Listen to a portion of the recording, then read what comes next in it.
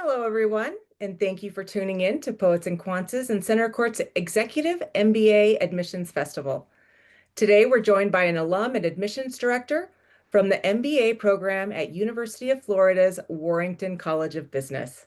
I'm your host, Christy Blyzeffer of Poets&Quants. Please feel free to use the Q&A function to submit any questions you have, and I'll do my best to get to those at the end of the session. Let's begin by getting to know our panelists. Please introduce yourself. And Andrew, we'll start with you. Hi, my name is Andrew Myers. I recently completed the EMBA this past April, so I'm the class of 25. My background, I was an officer in the United States Navy for 20 years, and after I retired, I'm working in energy. So right now, I'm a project manager for a company called 2JCP.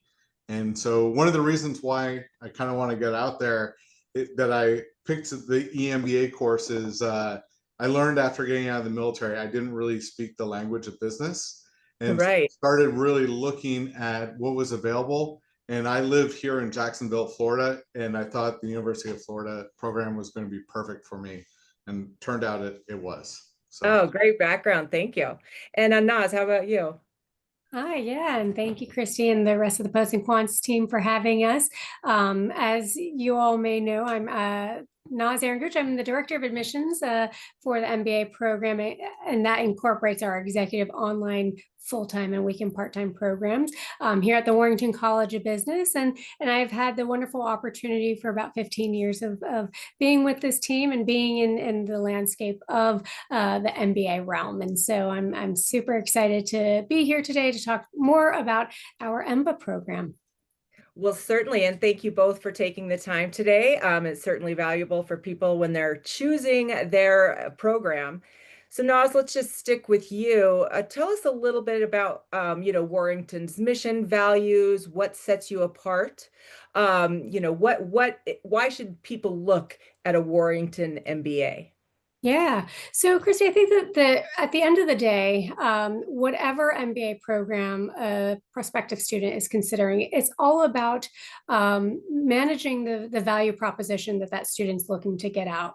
And so, at the core of it is understanding the strengths of the program and understanding what that program's goals are for, ultimately delivering the program that it has to offer. So, a little bit of a historical context. We started our MBA program back in 1948 by launching our full-time MBA program. And for quite some time, about 50 years, we kind of operated in that full-time space. And then in the early 90s, we saw that executive MBA programs were becoming more and more imperative because people who have been in the professions for many, many years, they needed a little bit more of an understanding of how to run a business and understand and fine-tune those leadership skill sets. And so in 1993, we launched an executive MBA program designed for specifically busy working professionals that are working 40, 50, 60, you name it, hours a week. And so the program being designed for that busy working professional also we created a curriculum that we also thought aligned really well with kind of the student of today of juggling multiple facets. And so we are a weekend based program. And so every third weekend, our students come to Gainesville, Florida for their live lectures. And we can get into the logistics of that a little bit later on. But why that's so important to say now is that when you think about the value of our program and the strengths of our program, we really lean into those who are in the Southeast region, specifically in about a 5-hour driving radius of Gainesville. We do have students that are coming from even further, geographic areas, further distances, but mainly those who want to kind of really invest in themselves, who have a high energy for networking and really being able to understand the value of not just kind of fine-tuning their academic or professional experience in one alley, but rather getting that broad perspective. And so we offer a general executive MBA that focuses in management and leadership. And it's something that I know Andrew will talk about as it comes to kind of the classmates that he had and the diverse backgrounds that they come with, but really bringing in those who have considerable amount of professional experience, who are coming from not just here in Gainesville, Florida, but all over the state and beyond, and those who have that drive and energy to really give back to the Gator Nation is really our mission and goal. Absolutely. Well, Andrew, how about that? I know you said that you were coming from the military and you wanted to learn to speak the business language, but can you tell us a little bit more about, kind of the thought process of choosing an executive MBA, maybe then over another type of MBA program, and what it was specifically about Warrington's program that made you choose them? Absolutely. Thank you, Christy. And so, yeah, so when I realized, like, as a project manager working in energy, like not being able to speak the language of business, that was what really kind of motivated me. And I was like, what am I missing? And that's when I really started to look at the MBA. And, like my undergrad was at Annapolis at the US Naval Academy. And I talked to my roommate, and he was just like, go get your MBA. Like, you'll really start to figure out what you're missing, because my joke, some people can appreciate this. Coming out of the military, you have a lot of soft skills. If you want to go into the defense military complex, that's easy. That translates very well. But for the most part, the challenge that you have is, like I said, I was a free agent. I just didn't know what sport I wanted to play. And then, so once you pick a sport, it's easy to pick teams and kind of evolve from there. And I kind of went into energy, but then going through, dealing with pro formas and all these other things that you really don't typically deal with in the military, I realized I had a steep learning curve. And then, so when I started looking, I was really impressed with Warrington. One, like, just like what Naz was talking about, the value that it provides, and then the strengths of the actual curriculum is phenomenal, especially at the EMBA, but even their weekend professionals, it's still like the teachers are absolutely first rate, even though like it's sleepy Gainesville, Florida. Sorry, Naz, but like it is like it's not what you would typically associate. And then when all of a sudden you start to really learn your professors, they are absolutely first rate, phenomenal, top notch in almost every single regard. But like they're attracted to working there because the students that they're working with are also first rate as well. If you live in the state of Florida, you know how competitive it is to get in the University of Florida. And so like that's their intent. And then my classmates, once I was accepted, all of them, it was 95% came within the state of Florida. So then you also expand your network, that people that I would never have known. So like I'm good friends with two people that work for Darden. And so now I can tell you about all their marketing strategy, their IT strategy, things that I probably would never anticipated 5 years ago. And that's where I'm at now. But yeah, it was interesting sitting with my classmates that first weekend at lunch, and we're like, why'd you pick this? And they were like, the value, the flexibility, everything about it. There was just so many strengths. There weren't that many weaknesses, other than, yes, what's great about Gainesville is you all kind of converge from wherever you are in the state to there. And it didn't matter what your background was, whether it was engineering, doctors, marketers, they all could come together and really start to learn the information that they really wanted to learn. So it was great. Absolutely. Thanks so much. Well, Naz, let's get into a little bit more about kind of the nuts and bolts of the program. Tell us about, kind of the typical class size, the format, schedule, those kinds of things. Yeah. So on average, we're bringing about 45 students every cohort. I think Drew's cohort, you had about 42, 43 as well. And so at very minimum, everybody that is earning a spot in this program has to have at minimum 8 years of professional experience. That's really what we're leaning into, is having that minimum professional experience with either management or leadership or C-suite in your title, or we want to see some kind of trajectory trajectory that demonstrates that you work well with others and that you have been able to be project lead or, organizational leader. And so, I'll tell you that even though we only require 8 years of experience on average, it's not dissimilar to Drew's cohort, the average is about 16 years. So we're bringing well-seasoned professionals. And I make this joke all the time. It's not often that people decide on a whim that they want to give up, this much time, energy, and sweat equity towards, an MBA. And so those who find themselves intrigued by the idea of investing in themselves, I think is a very unique population. But really what we're looking for is high energy individuals that are really looking to increase their business acumen. And so you'll see that by the multitude of types of organizations and academic backgrounds. To Drew's point, there was a number of physicians and engineers and marketing individuals, accountants, the full gambit of professional and academic experiences represented within this EMBA program. And so you get a great mix of individuals that have a lot of lived experiences, a lot of professional experience, and that are eager and excited to join this network of peers to really call upon. And so the structure of the program itself is that every third weekend, students are making that trip to Gainesville, Florida, where they're in class all day Saturday, all day Sunday. So we start at 8:30 on Saturday to make sure you're done before 6:30. And then Sunday, we kick off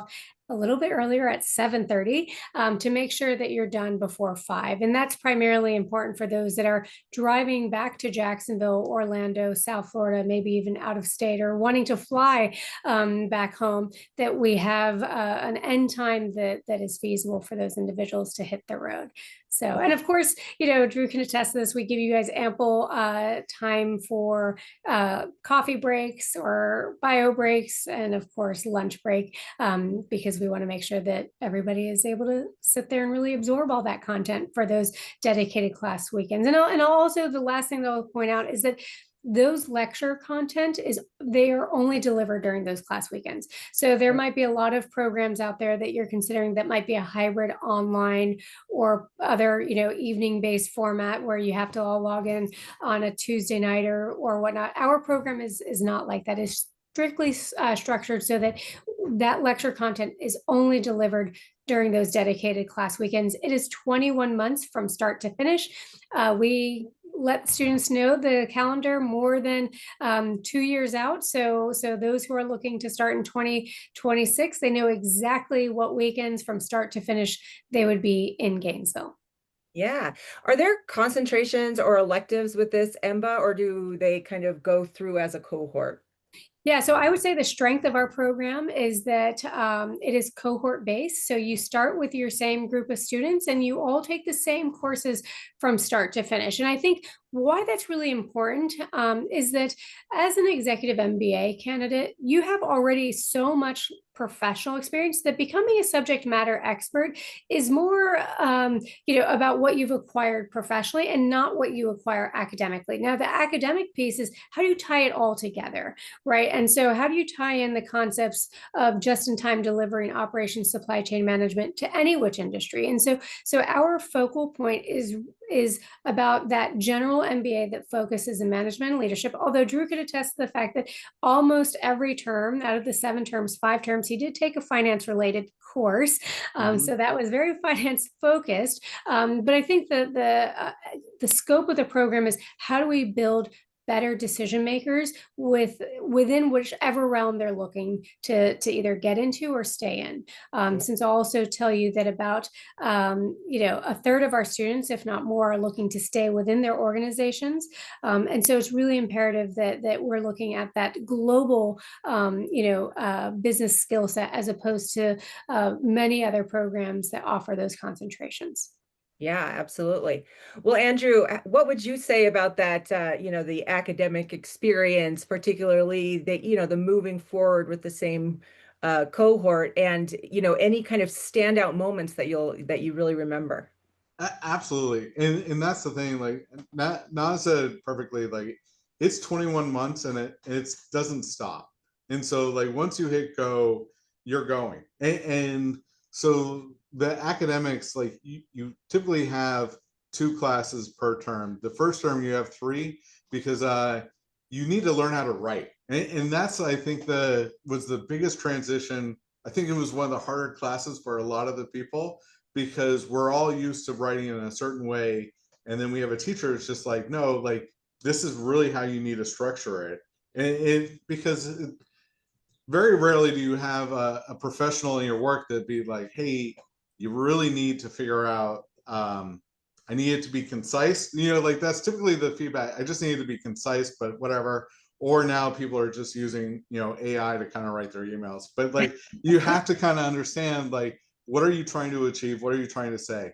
And then in terms of like the actual academic experience, it is, every 3 weeks you're there. And so like your whole cohort, because you're learning together, you really do become a family.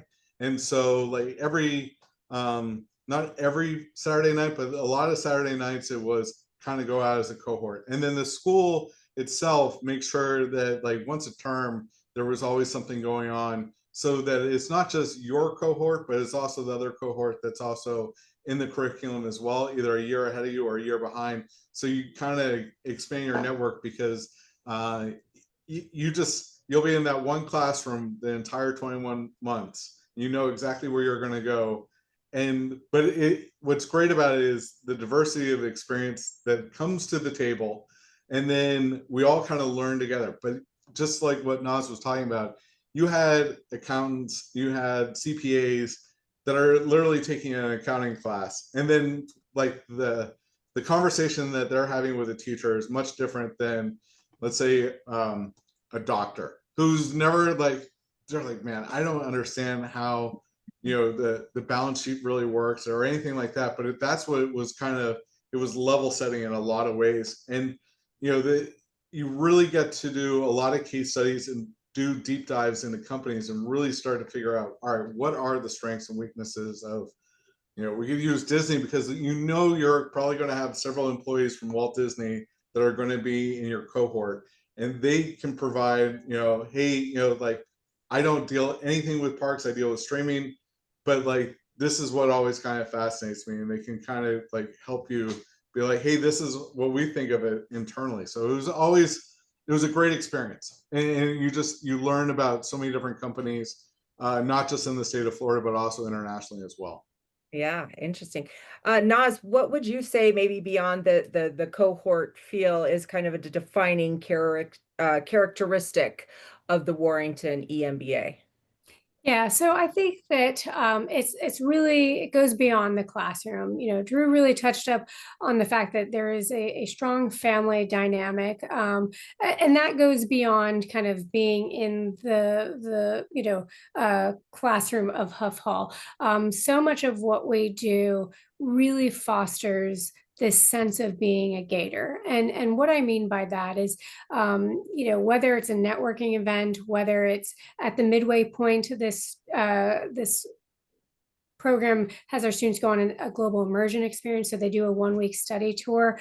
But beyond that, we do a lot of other things, such as professional development, whether it be with our Excel training or Lean Six Sigma or Scrum Master training. We also have an MBA Summit series and a small conference series that we kind of move between different regional areas where we have a high population of current students and alums, where we get our students back together to continue to have the conversations of how to do skill development above and beyond what they're doing in the classroom. So some of the things that we'll even do is bring students back for an ethical leadership seminar. And so everything that we have to offer, even from, a career coaching perspective, a career strategy perspective, I mean, all of these opportunities are things that any of our students have access to. So as an EMBA, you get to choose from a buffet of opportunities. If you want to just stick to the prescribed EMBA curriculum, great. You're going to have tons of internal networking opportunities. You're going to, get to meet your classmates really well. You're going to go on an international trip together, and you can do that, and that's going to be a phenomenal experience. But if you want to take that experience and even more so kind of lean into it, then there are so many additional opportunities to do so. And let me just kind of also add here that, we pride ourselves on having a graduation and a retention rate of over 93% within our executive MBA program, which is huge. And why I say that that's so huge is that when you have so many competing things, it's really hard to kind of make that time and energy to do this program. When you have so many competing, things calling at you, it's really hard to say, let me carve that 15 to 20 hours out a week. And I think that graduation and retention rate is truly a testament to our differentiation when it comes to how we build a cohort from the admission side to how we cultivate the strong cohort culture within the program, as well as all the support that we have to offer from the faculty, academic support, and all of the professional and career support that we have to offer as well. So it is that collective whole that I think really leads to a strong graduation and retention rate. Absolutely. Well, Andrew, from your perspective about the Gator culture outside of the classroom, what was kind of the most valuable to you? What did you take part in, and what was really important to you? Well, you day one, you become part of Gator Nation, and that the administration is great about that, letting you know like you are now a Gator. By you walking into this classroom, you're now a Gator, and then by the way that it starts, usually in August, you go right into football season, and like there's going to at least be 1 to 2 home games each year when you're going to be there. And so you really get to see like the campus come alive, and it's just like it sets the tone right there on that Saturday morning. Some people get there, Friday night, they'll drive up, and they'll use the academic or use that time to get caught up on their academics, and then some are commuting right in there on Saturday morning, and then everybody's already there. Regardless, the game could start at 8 o'clock that night, and there are already campers out, people are out, like they are getting ready to be part of that the Gator Nation.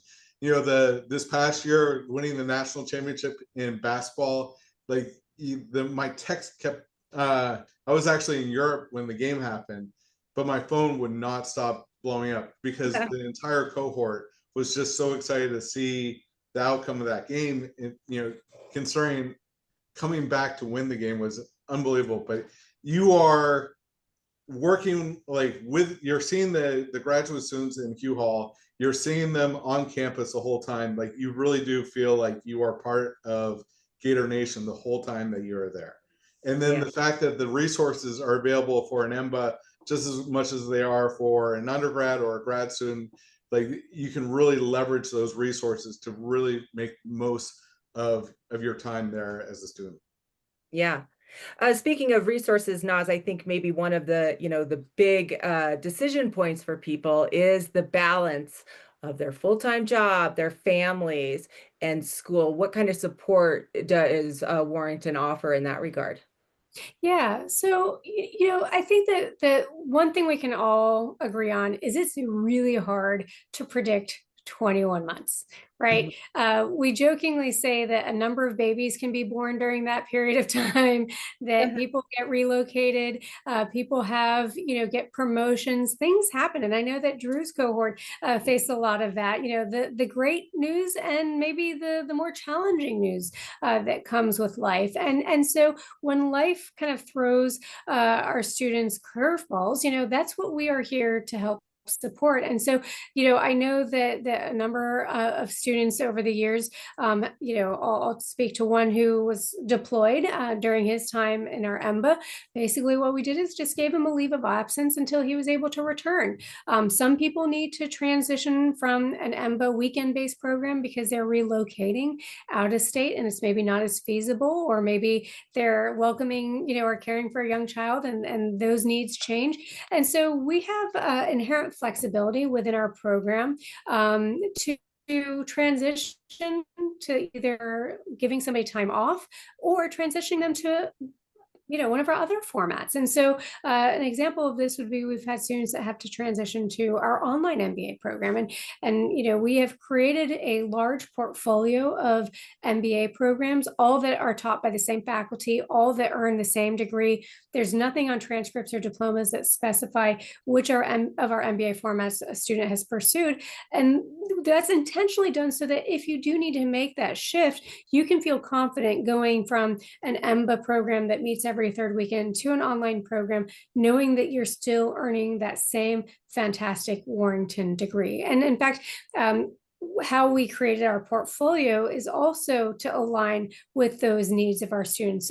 So our executive MBA program, our weekend part-time programs, and our full-time programs, they only start once a year. So we recognize that, if somebody starts a program, they might not need to, and they need to take a break, they might not want to wait a whole year to kind of re-enroll. And so our online program, on the other hand, starts 3 times a year. So if you did need to make a transition, or maybe just need a transition for a semester or 2 while you got, kind of everything sorted out, we have that flexibility. Now, I think that I say that all with a grain of salt because it's really important. And I think so much of the success of our program is predicated on having that cohort mentality and still having that really strong rooted family ties that you'll have with the cohort that you start with. But once again, we know at the end of the day, the best MBA is a completed MBA, not a half-started, partially completed MBA. And so we'll do whatever it takes.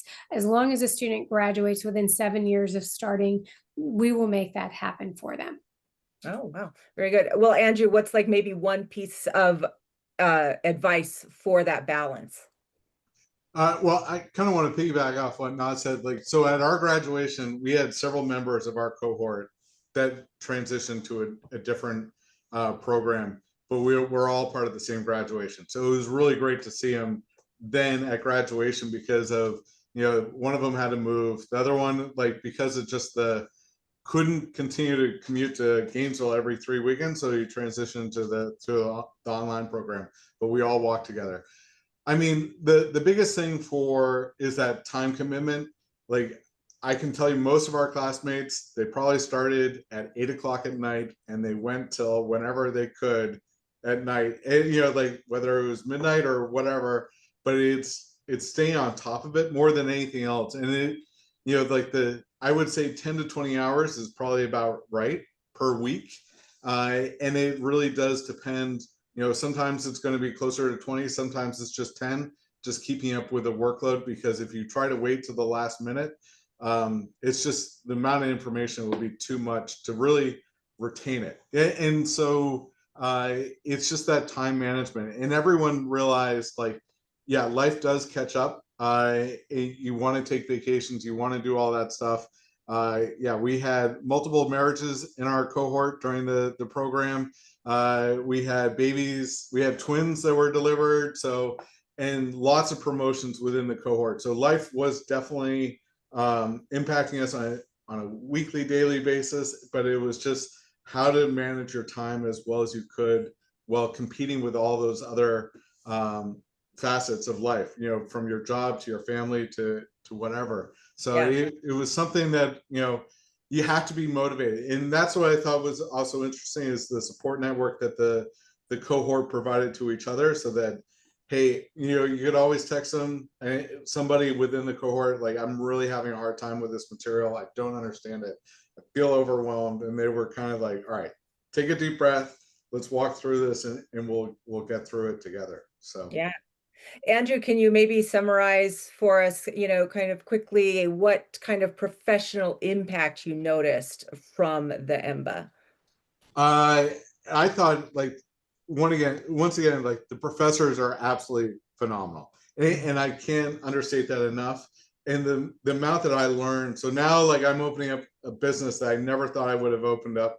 And I'm in the process right now of getting everything started. I mean, there's a lot of risk associated with it, but that's the thing, is taking all those skills that I've learned from the EMBA, over the course of 21 months, and now I can actually apply it for myself. And so that's what I think is absolutely fascinating too. the teachers, Anir, Sala, Brian, like human resources, I thought was probably the biggest one that opened up a lot of people's eyes. Everyone knows HR is a big issue, but then it's just like really understanding why things are the way that they are, and then also the psychology behind it to how to improve it if when you go to work on that Monday. And that's the other thing too. Probably one of the biggest takeaways is things that you learned on Saturday and Sunday, and then going to work on Monday and being like, I just dealt with this. Like I literally learned this, and so now I got to teach it the exact same way that I got it in the classroom, literally the day before. So Right. it was absolutely a phenomenal experience. I could not recommend it enough. Yeah, well, congrats on your venture, and surely the confidence to kind of embark on entrepreneurship is certainly probably something you got from the program as well. So Naz, like, just tell us, people who want to learn more, what's the best way to get connected and to learn more about the program? Yeah, so I am always happy to talk to anybody interested in our EMBA program. I have the wonderful opportunity to work most closely with our EMBA students, and I get to travel abroad with our EMBAs. So I travel to Madrid with Drew. And so, yeah, reach out to me directly or reach out to my team. We do coffee chats. We have open houses. If you want to come to campus, if you want to come visit an EMBA class weekend, just reach out, naz@warrington.ufl.edu, and I'd be happy to assist. All right. Well, thank you both for taking the time and providing those valuable insights for everybody who is right now in that program search. You be sure to watch the remaining panel sessions throughout the day, where you'll hear from other top business schools and student perspective. And as always, be sure to go to poetsandquants.com for other informative articles, videos, and more to help you decide which programs are the best fit for you, no matter where you are in the journey. And until next time, see you later.